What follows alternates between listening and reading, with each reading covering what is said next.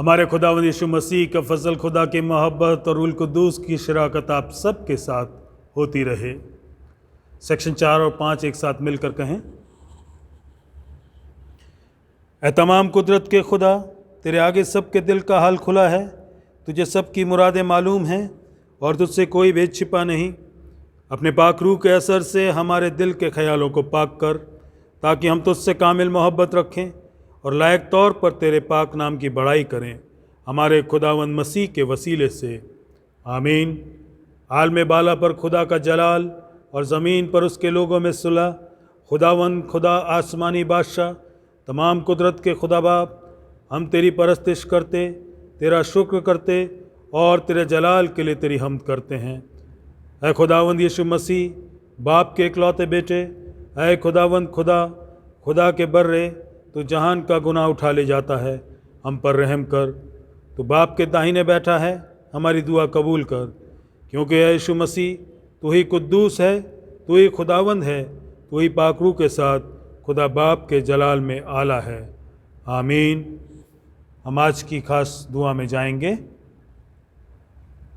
ऐ खुदावंद, हम अर्ज़ करते हैं कि अपनी कलीसिया को अपनी दायमी रहमत में महफूज रख, और चूँकि इंसान अपनी कमज़ोरी के सबब गिरने से तुझ बगैर बच नहीं सकता, तो मदद करके हमें सब नुकसान करने वाली चीज़ों से बचा, और जो बातें हमारी नजात के लिए फ़ायदेमंद हैं उनकी तरफ हमारी रहनुमाई कर, हमारे खुदावंद यीशु मसीह के वसीले से।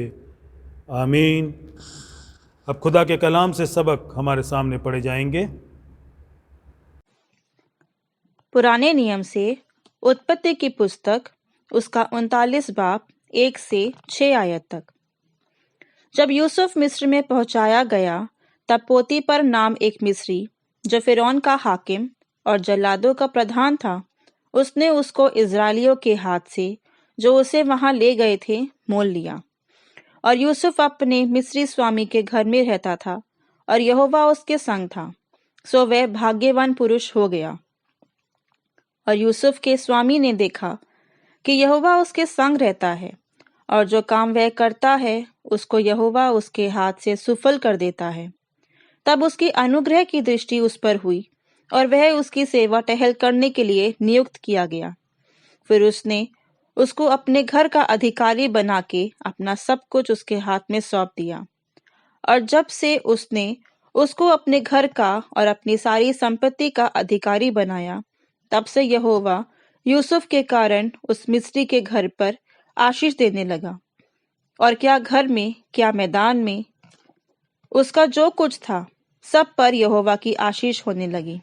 सो उसने अपना सब कुछ यूसुफ के हाथ में यहाँ तक छोड़ दिया कि अपने खाने की रोटी छोड़ वह अपनी संपत्ति का हाल कुछ ना जानता था। और यूसुफ सुंदर और रूपवान था। ये खुदावन का कलाम है। खुदावन का शुक्र हो।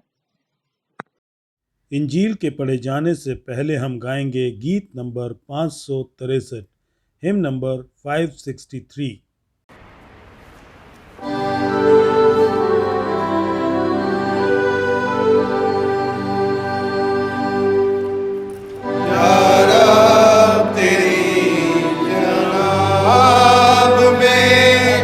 हर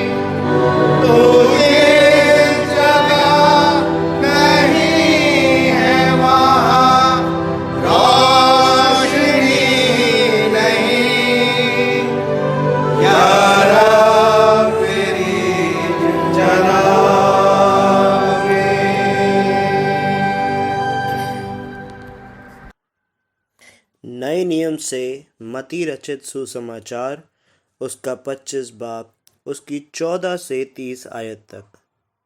नए नियम से मत्ती रचित सुसमाचार उसका 25 बाब उसकी 14 से 30 आयत तक। क्योंकि यह उस मनुष्य की सी दशा है जिसने परदेश जाते समय अपने दासों को बुलाकर अपनी संपत्ति उनको सौंप दी।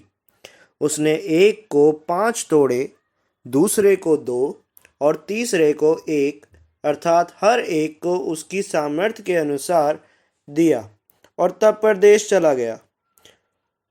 तब जिसको 5 तोड़े मिले थे उसने तुरंत जाकर उनसे लेन देन किया और 5 तोड़े और कमाए।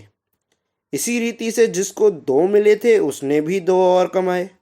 परंतु जिसको 1 मिला था उसने जाकर मिट्टी खोदी और अपने स्वामी के रुपए छिपा दिए। बहुत दिनों बाद उन दासों का स्वामी आकर उनसे लेखा लेने लगा। जिसको 5 तोड़े मिले थे उसने 5 तोड़े और लाकर कहा, हे स्वामी, तूने मुझे 5 तोड़े सौंपे थे, देख मैंने 5 तोड़े और कमाए हैं। उसके स्वामी ने उससे कहा, धन्य हे अच्छे और विश्वास योग्य दास, तू थोड़े में विश्वास योग्य रहा, मैं तुझसे बहुत वस्तुओं का अधिकारी बनाऊंगा। अपने स्वामी के आनंद में सहभागी हो। और जिसको 2 तोड़े मिले थे उसने भी आकर कहा, हे स्वामी, तूने मुझे 2 तोड़े सौंपे थे, देख मैंने 2 तोड़े और कमाए। उसके स्वामी ने उससे कहा, धन्य हे अच्छे और विश्वास योग्य दास, तू थोड़े में विश्वास योग्य रहा, मैं तुझे बहुत वस्तुओं का अधिकारी बनाऊंगा। अपने स्वामी के आनंद में सहभागी हो। तब जिसको 1 तोड़ा मिला था उसने आकर कहा, हे स्वामी, मैं तुझे जानता था कि तू कठोर मनुष्य है। तू जहाँ कहीं नहीं बोता वहाँ काटता है और जहाँ नहीं छींटता वहाँ से बटोरता है। इसलिए मैं डर गया और जाकर तेरा तोड़ा मिट्टी में छिपा दिया। देख, जो तेरा है वो ये है। उसके स्वामी ने उसे उत्तर दिया, हे दुष्ट और आलसी दास, जब तू ये जानता था कि जहाँ मैंने नहीं बोया वहाँ से काटता हूँ और जहाँ मैंने नहीं छीटा वहाँ से बटोरता हूँ, तो तुझे चाहिए था कि मेरा रुपया सराफों को दे देता, तब मैं आकर अपना धन ब्याज समेत ले लेता। इसलिए वो तोड़ा उससे ले लो और जिसके पास 10 तोड़े हैं उसको दे दो, क्योंकि जिस किसी के पास है उसे और दिया जाएगा और उसके पास बहुत हो जाएगा, परंतु जिसके पास नहीं है उससे वो भी जो उसके पास है ले लिया जाएगा। और इस निकम्मे दास को बाहर के अंधेरे में डाल दो, जहाँ रोना और दांत पीसना होगा। ये परमेश्वर का कलाम है। हम प्रार्थना करें। धन्यवाद करते हैं पिता परमेश्वर आपका कि आपने हमें एक बार फिर से ये अवसर दिया है कि हम आपके वचन को देख सकते हैं। प्रभु, जब आपके वचन की ओर नज़र करते हैं तो परमेश्वर आपसे मांगते हैं पवित्र आत्मा के द्वारा हमारी अगुवाई करें, ताकि वचन हमारी ज़िंदगियों के लिए परमेश्वर वो कार्य कर सके जिस पर होकर परमेश्वर हम आपके राज्य की बढ़ोतरी कर सकें और आपके नाम को महिमा दे सकें। परमेश्वर हमें तैयार करें और प्रभु अपनी महिमा के लिए इस्तेमाल भी करें। खुदावंद यीशु मसीह के नाम से मांगते हैं, आमीन। इंसानों का ये स्वभाव अक्सर पाया जाता है कि हमें हिसाब देना अच्छा नहीं लगता। जब हमसे हिसाब मांगा जाता है तो ये बात हमें पसंद नहीं आती। लेकिन जितने लोग अकाउंट्स के साथ संबंध रखते हैं वो इस बात को बहुत अच्छे तरीके से जानते हैं कि साल में कम से कम एक बार ऑडिट ज़रूर होता है, और जब ऑडिट होता है तो हर एक बात का हिसाब देना पड़ता है, हर एक अकाउंट को सही तरीके से प्रेजेंट करना पड़ता है। कोई वे आउट नहीं है, कोई रास्ता नहीं है, इस काम को करना ही पड़ता है।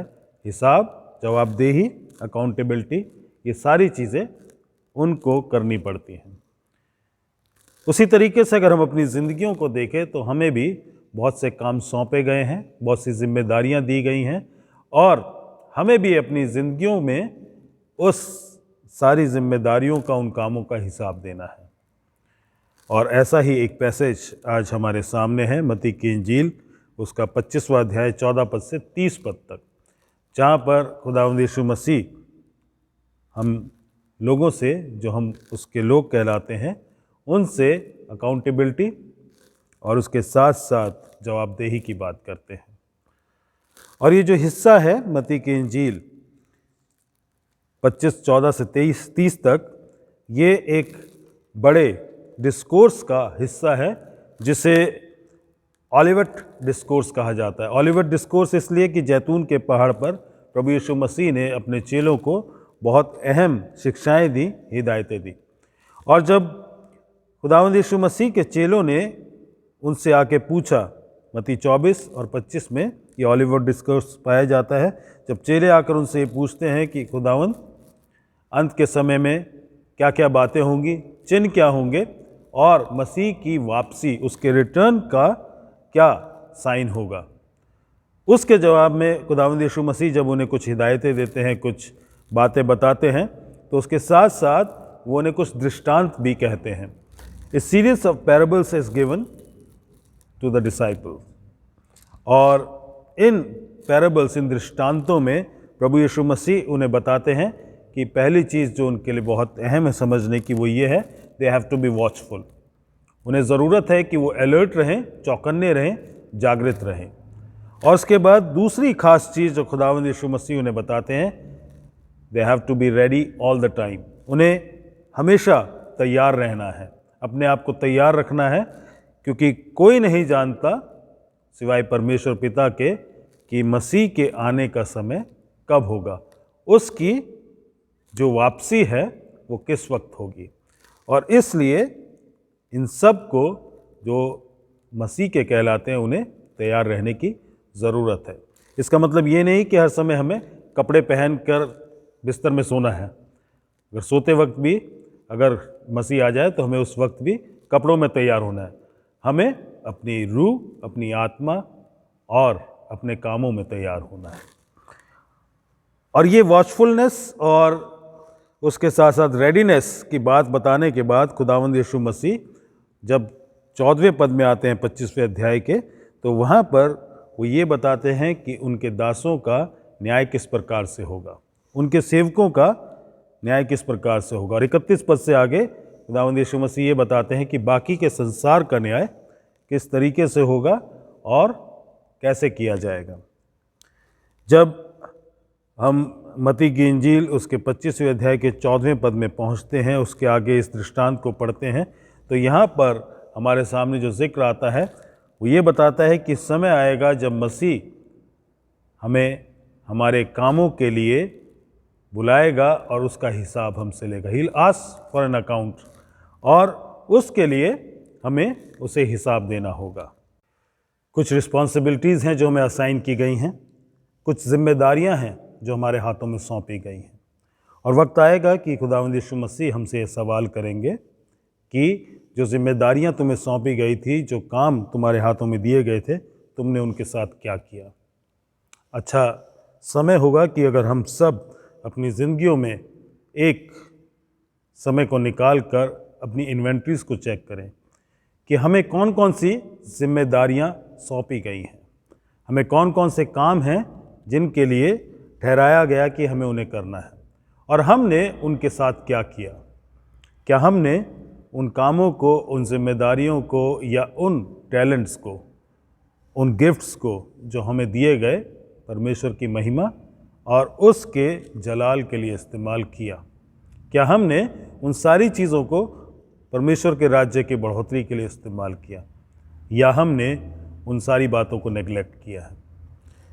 क्योंकि यहाँ पर जो जिक्र है वो तोड़ों का दृष्टांत है, जिन्हें पैराबल ऑफ टैलेंट्स भी कहा जाता है, जहाँ पर एक इंसान अपनी प्रॉपर्टी में से अपने दासों को या टैलेंट्स को देकर जा रहा है। और जब बात टैलेंट्स की जाती है तो ये समझना भी ज़रूरी है कि आज के हिसाब से जो हम टैलेंट्स की बात करते हैं, हम उन टैलेंट्स की बात नहीं करें कि सिंगिंग टैलेंट है या म्यूज़िक का टैलेंट है या और कोई टैलेंट, ऐसे टैलेंट की बात नहीं करें। यहाँ पर टैलेंट, प्रॉपर्टी, उसके एक मेजर की बात की गई है, एक माप की बात की गई है।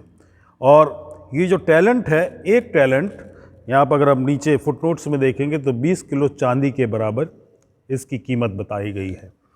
और अगर इसे पैसे में कन्वर्ट किया जाए तो बताया जाता है कि एक टैलेंट लगभग 6000 दिनारीज के बराबर था। एक दिनारी एक मजदूर की एक दिन की दिहाड़ी हुआ करती थी। इस हिसाब से हम समझ सकते हैं कि ये जो एक टैलेंट था, अगर वो चांदी का था तो उसकी कीमत क्या होगी, सोने का होगा तो उसकी कीमत और भी बढ़ जाएगी, लेकिन अगर ये चांदी का भी था तो ये 20 साल की एक मजदूर की मजदूरी के बराबर था। और यहाँ पर जिक्र आता है कि उस इंसान ने प्रदेश जाते वक्त अपने दासों को इन टैलेंट्स को दिया। एक को 5 टैलेंट दिए, एक को 5 तोड़े दिए। ये जो तोड़े हैं अगर 5 है तो आप लगा सकते हैं हिसाब कि कितना बड़ा अमाउंट था, कितनी बड़ी प्रॉपर्टी का हिस्सा उसे सौंपा गया था। दूसरे को 2 तोड़े सौंपे गए और तीसरे को 1 तोड़ा सौंपा गया। सबको उनकी काबिलियत के हिसाब से दिया गया, जितनी उनकी काबिलियत थी उनको दिया गया। यहाँ पर एक और बात हमारे सामने क्लियर होती है कि जितना हम प्रोड्यूस कर सकते हैं परमेश्वर उससे ज़्यादा हमसे डिमांड नहीं करते। इसलिए जो हमें सौंपा गया है उसका हिसाब तो हमें देना है और उसी मेजर में देना है। और यहाँ पर इस इंसान ने जाते हुए अपने दासों को बहुत बड़ी जिम्मेदारी दी और उनको उस जिम्मेदारी को पूरा करने के लिए वो मौका भी दिया कि वो कर सकते थे। और इन तीनों में जब हम देखते हैं तो यहाँ पर आता है कि एक ने, जिसको 5 तोड़े दिए गए थे, उसने बाहर जाकर लेन देन किया, उसने ट्रेडिंग की और उस ट्रेडिंग से उसने 5 तोड़े और कमा लिए। उसके बाद दूसरे का जिक्र आता है कि जिसको 2 तोड़े दिए गए थे उसने भी लेन देन किया और 2 तोड़े और कमा लिए।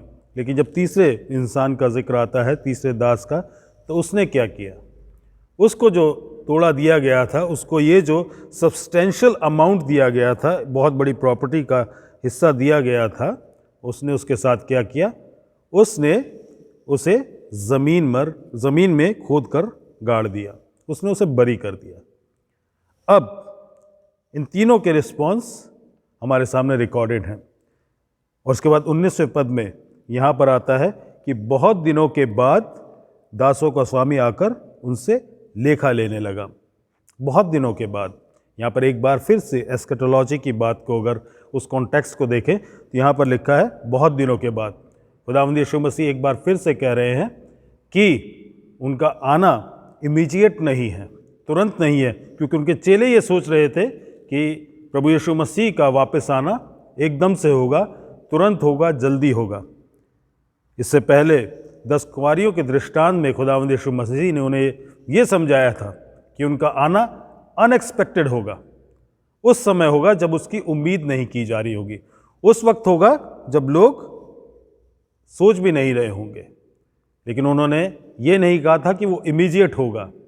यहाँ पर खुदावंद यीशु मसीह उन्हें ये बताने की कोशिश कर रहे हैं एक लंबा अरसा आने में होगा, और इसलिए उन्हें अपने आप को अपने कामों में लगातार बनाए रखना है। वहाँ पर भी जब आने में देरी हुई थी तो वो जो 10 कुंवारियाँ थी वो ऊँघने लगी थी, इसीलिए उन्हें वॉचफुलनेस और रेडीनेस का संदेश दिया गया था, मैसेज दिया गया था। यहाँ पर खुदावंद यीशु मसीह उनसे कह रहे हैं कि बहुत दिनों के बाद उन दासों के स्वामी ने आकर उनसे लेखा मांगा, उनसे हिसाब मांगा, एक लंबे अरसे के बाद। अजीज़ों, सवाल या मुद्दा ये नहीं है कि खुदावंद यीशु मसीह कब आएंगे, अनएक्सपेक्टेडली आएंगे, हम जानते हैं, लेकिन वो ज़रूर आएंगे, ये मुद्दा हम सबको याद रखना है। उनका आना बिल्कुल पक्का है, पुख्ता है, और वो शायद जल्दी आए या देर से आए, हमें उसके लिए तैयार रहना है। मुझे लगता है कि शायद बड़े जल्दी आने वाला ये समय होगा और हमें उसके लिए तैयार रहना है। और अगर मेरे हिसाब से, अगर मैं सोचता हूँ जल्दी आना है खुदावंद यीशु मसीह को दोबारा, उसमें अगर देरी भी हो जाती है उसके बावजूद भी हमें अपने आप को तैयार रखना है। और यहाँ पर लिखा है कि उसने आकर अपने दासों से लेखा मांगा। जिसको 5 तोड़े मिले थे उसने 5 तोड़े और लाकर कहा, हे स्वामी, तूने मुझे 5 तोड़े सौंपे थे, देख मैंने 5 तोड़े और कमाए। उसने अपने काम का, अपने अमाउंट का, अपने पैसे का हिसाब दिया और उसने बताया कि उस काम से उसने और किस तरीके से उस जिम्मेदारी को जो सौंपी गई थी पूरा करके और कमाया। जवाब में 21वें पद में स्वामी उससे कहता है, धन्य हे अच्छे और विश्वास योग्य दास। ये वो शब्द हैं तारीफ के, ये वो शब्द हैं कमेंडमेंट के जो उस दास ने सुने, और ये शायद हम सब भी सुनना चाहेंगे। फेथफुल सर्वेंट, यहाँ पर ये तारीफ उसकी की गई है। और आगे लिखा है, तू थोड़े में विश्वास योग्य रहा, मैं बहुत सी वस्तुओं का अधिकारी तुझे बनाऊंगा। अपने स्वामी के आनंद में सहभागी हो। उसने उसको कमेंट किया, उसकी तारीफ की और उसके लिए उसकी इनहेरिटेंस का एक प्रोनाउंसमेंट उसके सामने रखा। और उसके बाद 22वें पद में हम देखते हैं, जिसको 2 तोड़े सौंपे गए थे, वो स्वामी के पास आकर कहता है, स्वामी तूने मुझे 2 तोड़े सौंपे थे, देख मैंने 2 तोड़े और कमाए। और उसके स्वामी ने उससे कहा, धन्य है अच्छे और विश्वास योग्य दास, तू थोड़े में विश्वास योग्य रहा, मैं तुझे बहुत सी वस्तुओं का अधिकारी बनाऊंगा। एग्जैक्टली सेम रिस्पॉन्स है स्वामी का उस चेले के लिए भी, उस दास के लिए भी। यहाँ पर अमाउंट कितना है वो इम्पॉर्टेंट नहीं है, यहाँ पर उसने किस प्रपोर्शन में अपनी रिस्पॉन्सिबिलिटी को पूरा किया ये खास है। उसने अपनी जिम्मेदारी को पूरा किया, इसलिए उसकी तारीफ भी बिल्कुल ठीक वैसी है, उसको शाबाशी भी बिल्कुल उन्हीं शब्दों में मिल रही है। और दोनों दासों को ये स्वामी बहुत अच्छे तरीके से ट्रीट कर रहा है, उनको एश्योरेंस दे रहा है और उनको इनाम रिवॉर्ड भी दे रहा है। उसके बाद 24वें पद में जब हम जाते हैं तो यहाँ पर कहानी में थोड़ा सा ट्विस्ट आता है। जब जिसको 1 तोड़ा मिला था उसने आकर कहा, हे स्वामी मैं तुझे जानता था कि तू कठोर मनुष्य है, तू जहाँ कहीं नहीं बोता वहाँ काटता है और जहाँ नहीं छींटता वहाँ से बटोरता है, इसलिए मैं डर गया और जाकर तेरा तोड़ा मिट्टी में छिपा दिया। देख जो तेरा है वो ये है। उसने अपने स्वामी को असेस करना शुरू कर दिया। उसने अपने काम ना करने की उस हरकत को, उस स्वभाव को बहानेबाजी से कवर करने की कोशिश की। और बहानेबाजी में भी वो कौन सा बहाना करता है? यहाँ पर जो पहला बहाना वो करता है वो ये कहता है कि स्वामी तू जहाँ नहीं बोता वहाँ पर भी काटता है। इसका मतलब वो कह रहा था तू जेनरस नहीं है, तू बहुत कठोर है।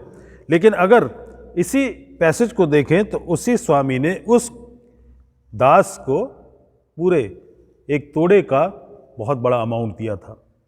किसी मजदूर की 20 साल की मजदूरी उसके हाथों में सौंप दी थी, और ये कह रहा है कि तू जेनरस नहीं है। दूसरी चीज़ वो उसको एक्यूज कर रहा है कि तू जहाँ बोता नहीं है वहाँ काटता है, जहाँ तू छींटता नहीं है वहाँ से बटोरता है।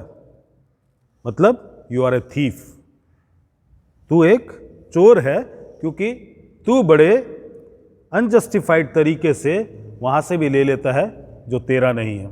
लेकिन ये स्वामी वैसा नहीं है, इसने जो दिया था सिर्फ उसका हिसाब मांग रहा था, और इसका दास उसी के ऊपर अपने ना काम करने का बहाना बनाते हुए इल्ज़ाम लगा रहा है। उसके रिस्पॉन्स में स्वामी उससे क्या कहता है?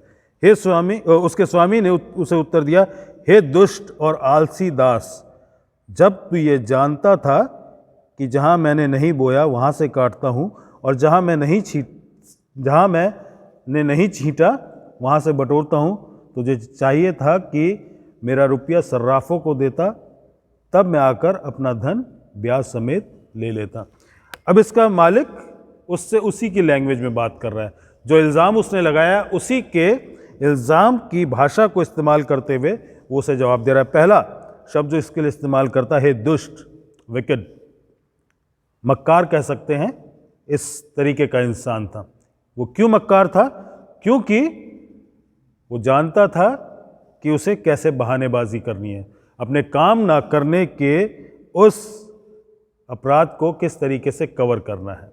बहुत समझदार था, इसलिए उसने चाहा कि एक तरीके से मैं बहानेबाजी करके अपने काम को जो उसने नहीं किया, जो उसे करना चाहिए था, जस्टिफाई करूं। दूसरी चीज़ जो असल कारण था वो ये था, वो आलसी दास था। He was a lazy person. वो बहुत ही ज़्यादा सुस्त किस्म का, लापरवाह किस्म का, केयरलेस किस्म का इंसान था, जिसको इतनी बड़ी जिम्मेदारी सौंपी गई थी, एक बहुत बड़ा अमाउंट उसको सौंपा गया था, उसने उसको बिल्कुल तवज्जो नहीं दी, बड़ी लापरवाही के साथ उसे मिट्टी के अंदर गाड़ दिया। वो टैलेंट, वो गिफ्ट, वो दान जो उसे दिया गया था, उसने उसका अपमान किया, और जिसने उस दान को उसके दिया था उसका भी अपमान, तिरस्कार इस दास ने किया। और एक कहावत है अंग्रेजी में, man who is good in making excuses is good for nothing. जो इंसान बहानेबाजी बनाने में बहुत अच्छा है, वो बाकी किसी काम का नहीं है। और इस चेले ने भी वैसा ही किया।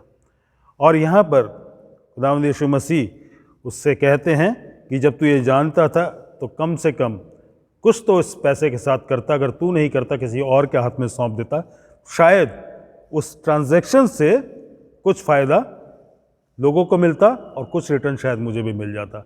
लेकिन तूने उस गिफ्ट को दबा दिया, उसको बरी कर दिया, और इसलिए उसके लिए 28वें पद में लिखा है कि इसलिए वो तोड़ा उससे ले लो, और जिसके पास 10 तोड़े हैं उसको दे दो, क्योंकि जिस किसी के पास है उसे और दिया जाएगा और उसके पास बहुत हो जाएगा, परंतु जिसके पास नहीं है उससे वो भी जो उसके पास है ले लिया जाएगा। और इस निकम्मे दास को बाहर अंधेरे में डाल दो, जहाँ रोना और दांत पीसना होगा। यहाँ पर इसके ऊपर जजमेंट की बात आ जाती है कि उसके पास जो कुछ है वो ले लो और दूसरे को दे दो जिसके पास 10 है। और यहाँ उसके साथ उस न्याय को किया जाता है जो इसने अपने ऊपर खुद इनवाइट किया है। जो काम इसे सौंपा गया था, इसने वो काम नहीं किया। जो जिम्मेदारी से दी गई थी, उस जिम्मेदारी को इसने नज़रअंदाज किया, और उस टैलेंट को और उस गिफ्ट, उस बहुत बड़े पोर्शन को इसने बहुत बुरे तरीके से इंसल्ट किया। अजीज़ों, इसलिए शायद पौलुस कहता है, एग्जामिन योरसेल्फ। हम अपने आप को जांचें और परखें, ताकि हम अपने आप को अगर जज कर लें तो परमेश्वर के द्वारा जज ना किए जाएं। अगर हम अपने आप को पहचान लें और उसको हम समय रहते ठीक कर लें, तो हम परमेश्वर के न्याय से, उस न्याय से जो हमें कंडेम करेगा, जो हमें नरक में भेजेगा, उससे बचाए जा सकते हैं। और क्योंकि एक दिन मुझे भी उसी परमेश्वर के सामने खड़ा होना है, उसी मसीह के सामने, उसके सिंहासन के सामने, जो कि न्याय का सिंहासन है, उसके सामने खड़ा होना है। इसलिए मैं आज ही इस बात को समझूं, जांचूं और परखूं कि जो जिम्मेदारियां मेरे हाथों में सौंपी गई, जो काम मुझे करने थे परमेश्वर की ओर से, मुझे जो असाइन किए गए थे, मैंने उनके साथ क्या किया? क्या मैंने उनके साथ जस्टिस किया, या मैंने अपनी सुस्ती, अपने आलसी होने में या अपनी मक्कारी में उन सारी चीज़ों का तिरस्कार किया, अनादर किया? अजीज़ों, बहुत ज़रूरी है कि हम अपने आप को परख लें इससे पहले कि प्रभु यीशु मसीह हमारा न्याय करें और हमें वहाँ भेज दिया जाए जहाँ रोना और दांतों का पीसना है। ये इस तोड़े के दृष्टांत का एक बहुत अहम पहलू है, लेकिन इसको हम और भी गहराई से देख सकते हैं। इसको अगर पुराने नियम के हिसाब से देखें और उस समय के हिसाब से देखें तो शायद इसको और बेहतर तरीके से समझ सकते हैं। क्योंकि जब बात तोड़ों की करते हैं तो यहाँ पर हमने पहले ही समझा कि हम टैलेंट्स की बात, उन टैलेंट्स की बात नहीं कर रहे हैं कि हम अच्छा गाते हैं या अच्छा बजाते हैं या अच्छा प्रचार करते हैं, उन टैलेंट्स की बात नहीं कर रहे हैं। यहाँ पर हम बात कर रहे हैं उस टैलेंट की जिसके लिए लिखा गया है कि वो एक पोर्शन था, एक माप था, एक मेजर था। और यहाँ पर एक वेट की बात की गई है कि वो कितने वज़न का था। और यहाँ पर वज़न की बात जब की गई है तो इसका मतलब है बहुत ज़्यादा वज़नी किस्म की चीज़ की बात की गई है। और उसका वज़न इतना ज़्यादा था कि हम पैसों की जब बात कर रहे हैं उसे कन्वर्ट करने की, तो हम प्रेशियस मेटल है उसकी बात कर रहे हैं, हम चांदी की बात कर रहे हैं, सोने की बात कर रहे हैं, हम थोड़े से सिक्कों की बात नहीं कर रहे हैं जो जेब में डाल दिए जाते थे।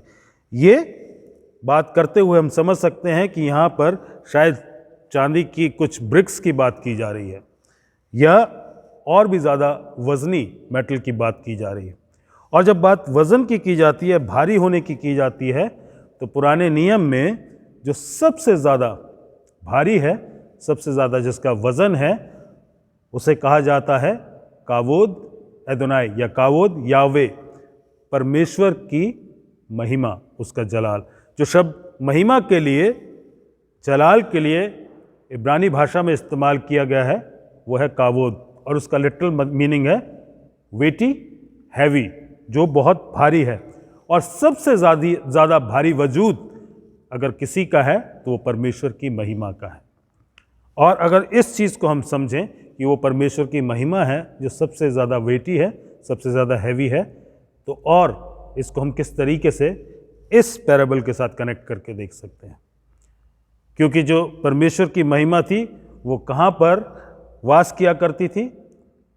आर्क ऑफ कॉवेनेंट, वाचा के संदूक पर, जो उसका बाहर का कवर था जहाँ पे दो सराफीम थे, उनके बीच में जो जगह थी, उसका जो लिड, उसका जो ढक्कन था वाचा के संदूक का, उसे मर्सी सीट कहा जाता है।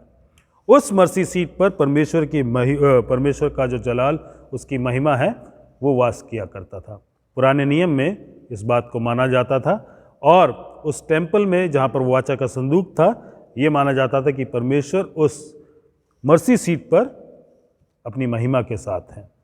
सिंबॉलिक तरीके से इस बात को समझा भी जाता था। अब अगर हम वापस इस पैराबल में आए तो हम कह सकते हैं कि जो परमेश्वर की महिमा है वो उसके मर्सी, उसके रहम में दिखाई देती है। उसका जो वज़न है, उसका जो वजूद है, वो उसके रहम से प्रकट होता है। और यहाँ पर जिसको 5 तोड़े दिए गए, जिसको 2 तोड़े दिए गए, जिसको 1 तोड़ा दिया गया, उन सब को परमेश्वर के उस मर्सी का, उस रहम का वो पोर्शन दिया गया। और उस रहम को, उस खुदा की रहमत, उसके मर्सी को उन्होंने अपनी ज़िंदगियों में इस्तेमाल करना था, और उस मर्सी को उन्होंने दूसरों लोगों की ज़िंदगी में भी देना था। कोई भी चीज़, ये जो रहम का दान हमें परमेश्वर से मिलता है, ये कब बेकार हो जाता है या कब हम उसको तिरस्कार कर देते हैं? जब हम उसको अपने पास लपेट के रखते हैं और दूसरों तक पहुंचने नहीं देते। हम उसको अपने पास बरी करने की कोशिश करते हैं। हम सोचते हैं कि हम इसको अपने पास रखें और ये दूसरों तक ना पहुंचे, उसको किसी भी तरीके से एक रुकावट में डाल देते हैं, तब वो दान हमारे द्वारा इस्तेमाल नहीं होता। इसीलिए उसको लेकर परमेश्वर उस व्यक्ति को देते हैं जो इस दान को, उस परमेश्वर के रहम को दूसरों लोगों के साथ बहुत बेहतर तरीके से इस्तेमाल कर रहा है। अजीज़ों, यहाँ पर भी ये जो परमेश्वर की महिमा है, उसका जो वज़न है, उसका जो वजूद है, उसका जो दूसरे लोगों की ज़िंदगी में काम करना है, तभी पूरा होता है जब उसे इन्वेस्ट किया जाता है, जब उसे बढ़ाया जाता है। और परमेश्वर एक दिन हम सब से उस मर्सी, उस रहम का हिसाब मांगेंगे जो उसने हम पर किया है, और हमने किस तरीके से परमेश्वर की महिमा को, उस रहम की बात को दूसरे लोगों के साथ इन्वेस्ट किया और उनके पास जाकर उनके साथ इसका जिक्र किया। इस बात का भी हिसाब हमसे मांगा जाएगा। अजीज़ों, हम सब इस बात को समझें, जानें कि हमने किस तरीके से परमेश्वर की महिमा के लिए जो वादा किया है कि हम उसके लिए अपनी ज़िंदगी को देंगे, क्या हम उस काम को कर रहे हैं? उसका रहम जो हमें मिला है, क्या हम उस रहम को दूसरों की ज़िंदगी तक पहुंचने दे रहे हैं या उसे एक जगह पर ले जाकर रोक रहे हैं? अगर हम उसको आगे नहीं बढ़ने दे रहे तो वो हमसे लेकर दूसरे लोगों को दे दिया जाएगा। इसलिए ज़रूरी है कि हम अपने आप को जांचें, परखें और इस बात को समझने की कोशिश करें कि वो सारे काम, सारे तोड़े, सारे गिफ्ट जो हमें दिए गए हैं, वो हम किस तरीके से इस्तेमाल कर रहे हैं। हर इंसान को उसकी काबिलियत के द्वारा अनुसार दिया गया है और उसी प्रोपोर्शन में इस्तेमाल भी करना है। मुझे कुछ जिम्मेदारियां दी गई हैं, आपकी जिम्मेदारियां अलग हो सकती हैं। परमेश्वर के राज्य को आगे बढ़ाने में, लोगों को परमेश्वर का संदेश सुनाने में, उसका सुसमाचार सुनाने में हम उसको किस तरीके से इस्तेमाल करते हैं और किस तरीके से लोगों के लिए बढ़ोतरी और बेहतरी का कारण बनाते हैं, इस बात का जवाब हमें देना है। और अगर हम जब खुदावंद यीशु मसीह के सामने खड़े हों तो हमें कौन से शब्द सुनने को मिलेंगे? क्या हम सुन पाएंगे, धन्य है अच्छे और विश्वास योग्य दास, तू थोड़े में विश्वास योग्य रहा, मैं तुझे बहुत सी वस्तुओं का अधिकारी बनाऊंगा। आइए हम प्रार्थना करें। हमारे प्रभु, हमारे पिता, हमारे परमेश्वर, धन्यवाद करते हैं प्रभु जी कि परमेश्वर आपने वचन के द्वारा एक बार फिर से हमसे बातचीत की। आपका अनुग्रह हम पर हुआ और परमेश्वर आपने हम पर रहम किया। प्रभु, आपसे मांगते हैं कि हमारी अगुवाई करें और होने दे प्रभु कि हम अपनी ज़िंदगियों से हर किस्म के आलस से बच सकें। हम बहानेबाजी को छोड़कर परमेश्वर अपनी जिम्मेदारियों को पूरा करना सीखें और प्रभु आपके दिए हुए कामों को निभाने वाले हो सकें, पूरा करने वाले हो सकें, ताकि जब जवाब देने का समय आए तो परमेश्वर हम आपके सामने खड़े होकर आपकी महिमा और आपकी उस रहम की बड़ी बात को, खुदावन जो आपने हमारी ज़िंदगी में की है, उसको परमेश्वर आपके आत्मा में होकर आपके सामने रख सकें, ताकि परमेश्वर हम आपसे वो शब्द सुन सकें जो आप अपने इन अच्छे दासों के लिए कहते हैं कि हे विश्वास योग्य अच्छे दास, तू थोड़े में विश्वास योग्य रहा, मैं तुझे बहुत सी वस्तुओं का अधिकारी बनाऊंगा। प्रभु, हमारी सहायता करें, हमारी मदद करें कि हम वफ़ादार रह सकें और प्रभु हम आपके प्रति अपनी वफ़ादारी को पूरा करते हुए अपने जीवन को बिता सकें, ताकि सौंपे हुए काम जो हमें सौंपे गए हैं वो पूरे हो सकें।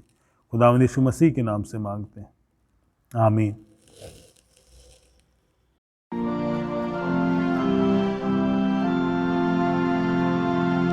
मैं ईमान रखता हूँ एक खुदा कादिर मुतलक पर, जो आसमान और ज़मीन और सब देखी और अनदेखी चीज़ों का खालिक है, और एक खुदावन यीशु मसीह पर, जो खुदा का एकलौता बेटा है, गुलामों से पेशतर अपने बाप से मौलूद, खुदा से खुदा, नूर से नूर, हकीकी खुदा से हकीकी खुदा, मसनू नहीं बल्कि मौलूद,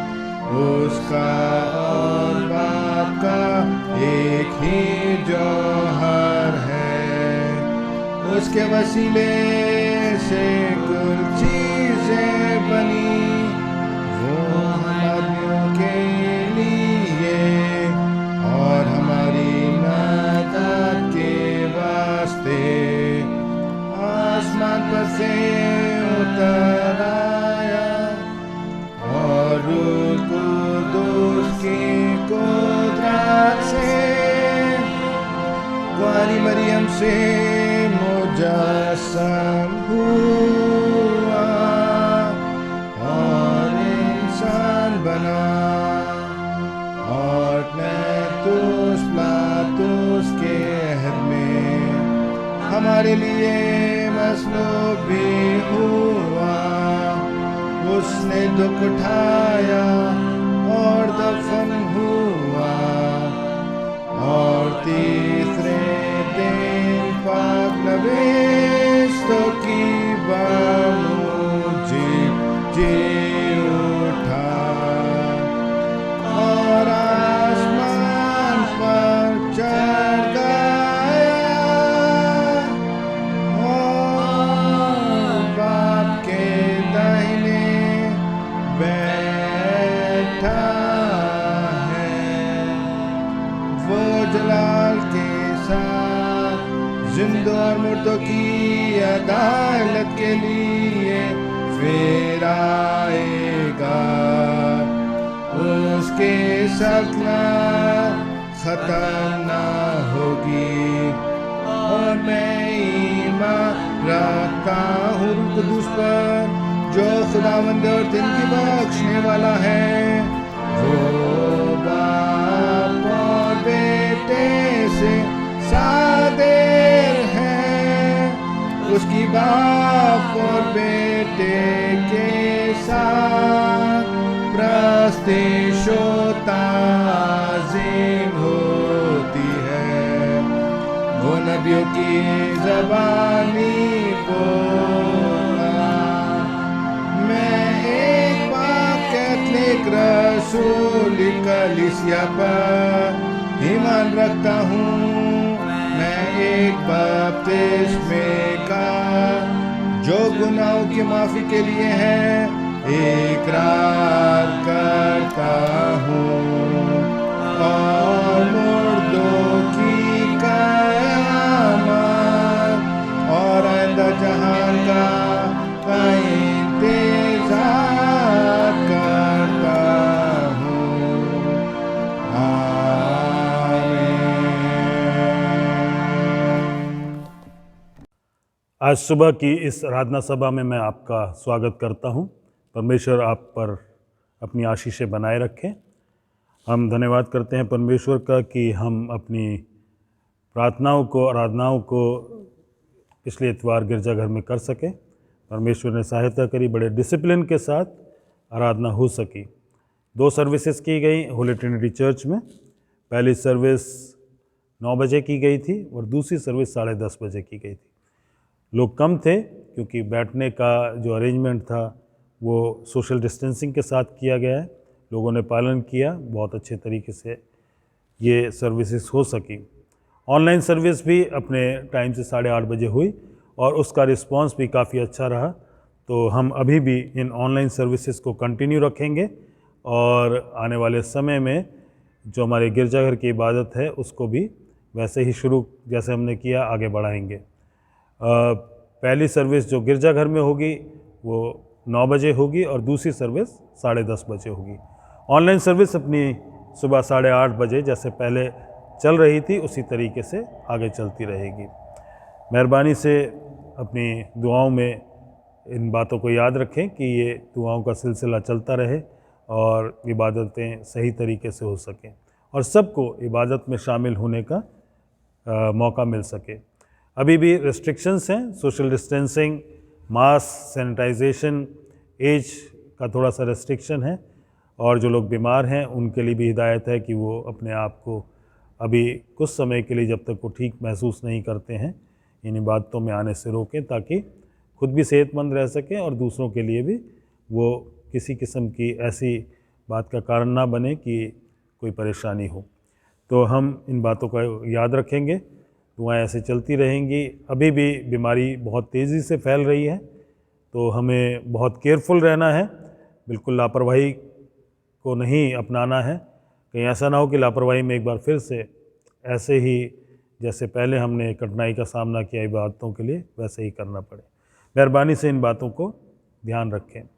सब्सक्रिप्शन के लिए अब चर्च में ऑनलाइन के साथ साथ ट्रेजर साहब संडे को आते हैं। आप चाहें तो पर्सनली दे सकते हैं या आप ऑनलाइन जैसे पहले जमा करा रहे थे वैसे ही जमा करा सकते हैं।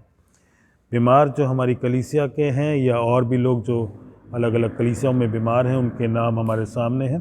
हम उनके लिए और बाकी तमाम लोगों के लिए जो कलीसियाओं में बीमार हैं प्रार्थना करेंगे।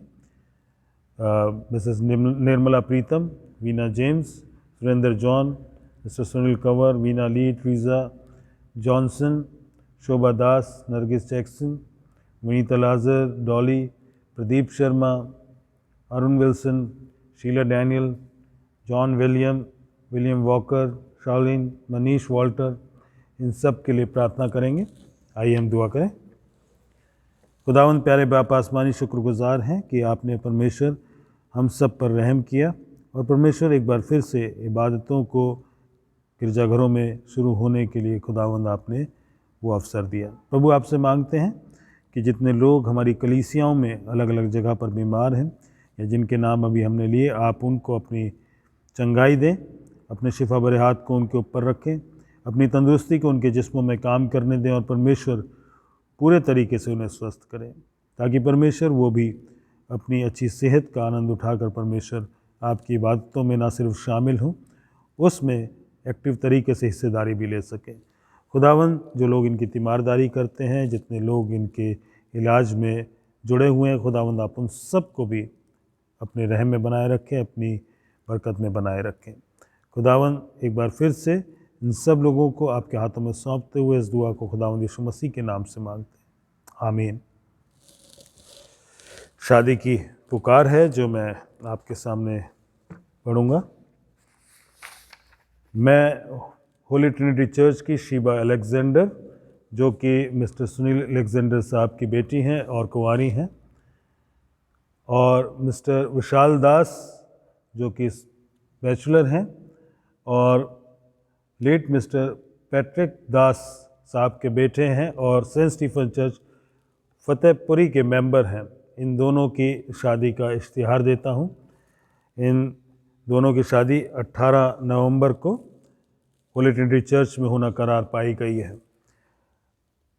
यदि आप में से कोई ऐसा उचित कारण जानता हो जिससे इन दोनों का विवाह में जोड़ा जाना विधि सम्मत ना हो, तो आप लिखित तौर से प्रेस्बिटर इंचार्ज यानी कि मुझे दे सकते हैं। ये शादी की तीसरी पुकार है। आइए हम इन नौजवानों के लिए भी दुआ करें। खुदावंद, एक बार फिर से आपके हाथों में शीबा और विशाल को सौंपते हैं, इन दोनों की ज़िंदगियों को, और खुदावंद आपसे मांगते हैं कि आपकी पवित्र आत्मा में इन्हें वो तैयारी मिले कि एक गंभीर समझ के साथ अपने परिवार की शुरुआत करें और बड़े आनंद के साथ इस परिवार की सारी आशीषों को मना सकें। परमेश्वर, दोनों परिवार जो इस शादी की तैयारी करते हैं, आप उनके भी साथ हों, इंतज़ामों में उनकी सहायता करें, और परमेश्वर प्रेम में और आदर में दोनों परिवारों को और ख़ास तौर से शीबा और विशाल को बढ़ाएं। खुदावंद यीशु मसीह के नाम में मांगते हैं, आमीन। आइए हम सब इंसानों के लिए दुआ करें और अपनी दुआओं को खुदावंद यीशु मसीह की दानी सिफारिश के साथ पेश करें। आए आसमानी बाप, हम तुझसे दुआ करते हैं कि सारे जहान में इंसाफ और सुलह कायम हो और हर इंसान बहुतायत से ज़िंदगी पाए। आए रहीम खुदावंद, हमारी दुआ सुन। उन सब के लिए जो इस शहर में बसते हैं, और उन तमाम बातों को दूर करने के लिए भी जो एक दूसरे में फूट और झगड़े पैदा करती हैं, ताकि हमारे मुल्क में सच्ची एकता और मेल मिलाप की तरक्की हो। आए रहीम खुदावंद, हमारी दुआ सुन। उन सब के लिए जो खेती बाड़ी, उद्योग धंधे या व्यापार में लगे हुए हैं, सब मज़दूरों और कारीगरों के लिए, और उन सारे लोगों के लिए भी जो हमारी ज़रूरतों को पूरा करते हैं। आए रहीम खुदावंद, हमारी दुआ सुन। तमाम उस्तादों, पढ़ने वालों, साइंसदानों, लेखकों, हुनरमंदों और उन सब के लिए भी जो दूसरे लोगों के दिलो दिमाग पर असर डालते हैं। आए रहीम खुदावंद, हमारी दुआ सुन। उन सब के लिए जो दुख या तकलीफ़ उठा रहे हैं, बेरोज़गार हैं, गरीब और भूखे हैं, मुहताज या कुचले हुए हैं, जो बीमार या मरने के करीब है। ख़ास तौर से हम प्रार्थना करते हैं कोरोना वायरस के लिए कि खुदावन इस बीमारी को जल्द से जल्द ख़त्म करे और सब स्वस्थ हो जाएं और खुदावन को धन्यवाद देने वाले हो सकें। और उन सब के लिए भी जो उनकी मदद करते हैं। आए रहीम खुदावन, हमारी दुआ सुन। उन सब के लिए जिन्हें इस मुल्क और दूसरे मुल्कों में इख्तियार दिया गया है, खासकर हमारे राष्ट्रपति रामनाथ कोविंद, प्रधानमंत्री नरेंद्र मोदी, इस सूबा के गवर्नर अनिल बैजल और मुख्यमंत्री अरविंद केजरीवाल, चीफ जस्टिस शरद बोबडे, और उन सब के लिए भी जो किसी भी तरह का इख्तियार रखते हैं। आए रहीम खुदावन, हमारी दुआ सुन। सब मसीही लोगों की एकता और मेल मिलाप के लिए और दुनिया में उनके मुनासिब तौर से गवाही देने और खिदमत करने के लिए। आए रहीम खुदावन, हमारी दुआ सुन। इस मुल्क में तेरी तमाम कलीसिया के लिए, उसकी कौंसिलों और रहनुमाओं के लिए, खासकर हमारे मॉडरेटर पीसी सिंह, दक्षिण भारत की कलीसिया के मॉडरेटर ए धर्मराज और मार्थोमा कलीसिया के मेट्रोपॉलिटन, हमारे बिशप वारिस मसीह और तेरी कलीसिया के तमाम दीगर खादिमों के लिए, ख़ास तौर से हमारे पासवान रेवरेंड जेकब जेम्स और डीकन जोएल लाजर के लिए कि वे अपनी खिदमत को वफादारी से बजा लाएं। आए रहीम खुदावन, हमारी दुआ सुन। ये बख्श कि तेरे उन तमाम लोगों के साथ जिन्होंने वफादारी से इस दुनिया में तेरी खिदमत की है, हम भी तेरी बादशाही की अब्दी खुशी में शरीक हों। आए रहीम खुदावन, हमारी दुआ सुन। आए आसमानी बाप, अपनी बादशाही जल्ला और हमारी इन दुआओं को कबूल फरमा जो हम तेरे बेटे और अपने खुदावंद और मुंजी यीशु मसीह के नाम के वसीले से पेश करते हैं। आमीन। गुनाहों का इकरार। आए अजीजो, हमारे खुदावन यीशु मसीह ने फरमाया, खुदावन हमारा खुदा एक ही खुदावन है। तो खुदावन अपने खुदा से अपने सारे दिल और अपनी सारी जान और अपनी सारी अकल और अपनी सारी ताकत से मोहब्बत रख। पहला हुक्म यही है। दूसरा यह है कि तू अपने पड़ोसी से अपने बराबर मोहब्बत रख। इनसे बड़ा और कोई हुक्म नहीं। खुदा ने दुनिया से ऐसी मोहब्बत रखी कि उसने अपना इकलौता बेटा यीशु मसीह बख्श दिया कि हमें गुनाहों से बचाए, आसमान में हमारे लिए सिफारिश करे और हमें हमेशा की ज़िंदगी को पहुँचाए। इसलिए आइए हम तौबा ईमान के साथ अपने गुनाहों का इकरार करें। हम खुदा के फजल से उसके हुक्मों को मानने का और सब लोगों के साथ मेल और मोहब्बत से रहने का पक्का इरादा करें। आए तमाम कुदरत के खुदा, हमारे आसमानी बाप, हमने ख्याल, कौल और फ़ेल से और अपने ही साथियों के ख़िलाफ़ गुनाह किया है। हमने अपनी नादानी और कमज़ोरी के बाइस और जानबूझकर भी बुराई की है और भलाई करने में नाकामयाब रहे हैं। इन सब के लिए हम निहायत गमगीन हैं और तौबा करते हैं। तेरे बेटे यीशु मसीह ने हमारे लिए अपनी जान कुर्बान की है।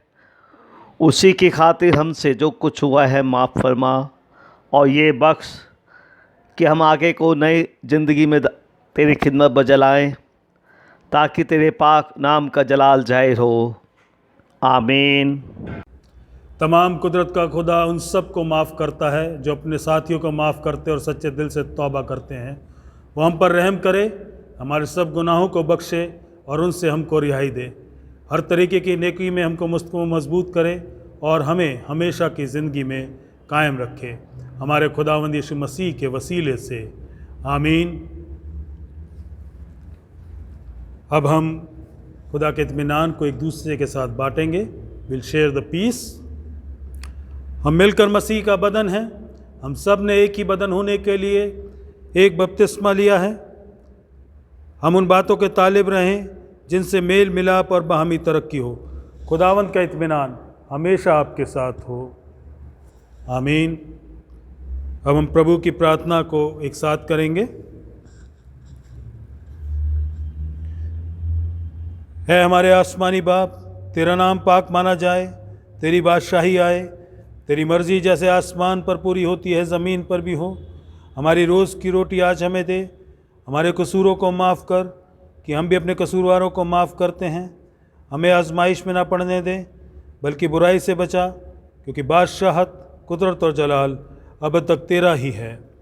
आमीन। खुदा का इत्मीनान जो समझ से बाहर है तुम्हारे दिलों और ख़यालों को खुदा और उसके बेटे हमारे खुदावंद यीशु मसीह की पहचान और मोहब्बत में महफूज रखे। और खुदा कादिर मुतलक बाप, बेटे और रूहुल कुदूस की बरकत तुम पर हो और तुम्हारे साथ हमेशा रहे। आमीन।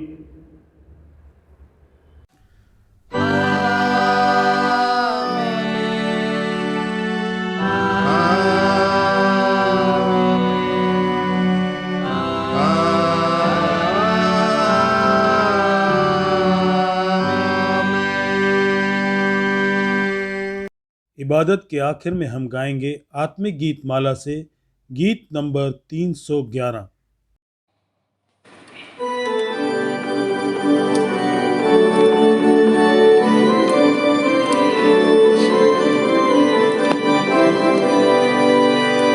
तेरा प्यार है महान, तेरा प्यार है महान। मैं जो पहले मुर्दा था तूने डाली मुझ में जान।